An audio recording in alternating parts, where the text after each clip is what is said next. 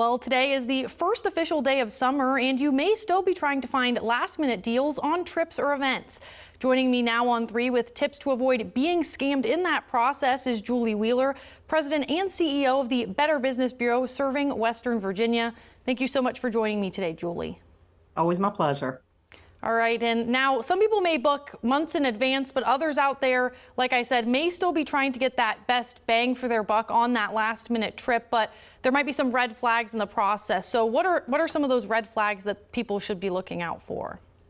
Well, obviously, there are last-minute deals available. You just have to know where to look and make sure you're looking legitimately, at legitimate places. A lot of times there'll be last-minute cruises or houses that are still available for rent.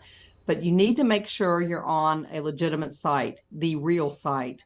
Unfortunately, if you Google travel deals, probably the first 7, 8, 10 listings that come up are going to be advertised deals. And I would bet you that 2/3 of those are not going to be legitimate sites. So do not click on those links with ads on them. Be very, very careful of that, because that's how they get you. You think you're on a legitimate cruise line site or on a real hotel site, and you're not. You know, you're on a fake one, and they're just going to gather your personal information and steal your money.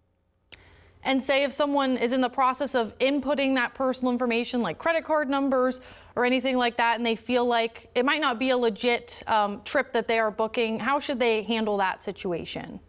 Well, before you start providing any of that information, I would strongly encourage you to independently check out this site. You can check with us, see if we have any information on it. You can Google and see if that site exists. There's some statistics out now that show that 1 in 8 websites are fake.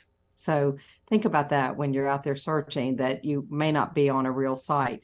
You know, you're always looking whenever you're entering payment information to make sure the site's encrypted. But unfortunately, the crooks encrypt their sites too to gather your information. So that isn't a guarantee that it is legitimate, but you definitely want that before you enter any of your payment information.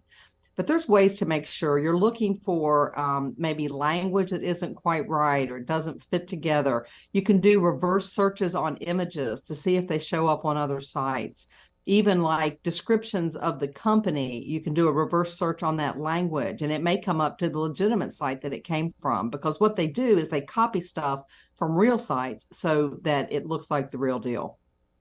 All right, lots of good information here. Hopefully this does help those folks out there that may still be looking to get away for the summer, but do it in a safe way. And always good talking to you, Julie. Thank you so much for your time today. My pleasure. Thank you.